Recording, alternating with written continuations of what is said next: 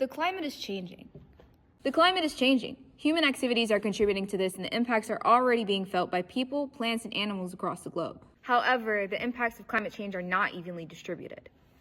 The poorest countries and the most vulnerable people within them, particularly those who are very dependent on agriculture, will be most affected despite having the least impact on climate change. So, what is climate justice?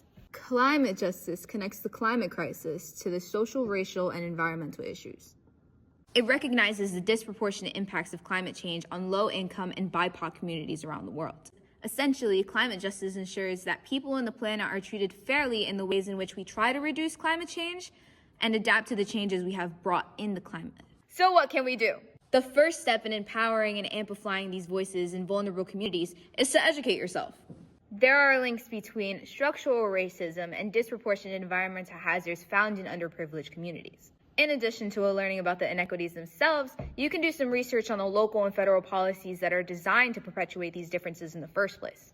Number 2, elevate the voices of impact communities.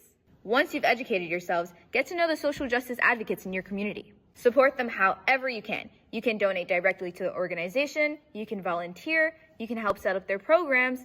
Any help is good help. Number 3, hold your representatives accountable. Stay informed about the local environmental issues in your community. When issues come up concerning permitting and land use, policy design and enforcement, and grant awards, advocate for the issues to be prioritized. You can help hold your community and representatives accountable for their environmental votes. Number 4, shop smart. Use the power of boycott. Remember that these businesses and these corporations are nothing without the people.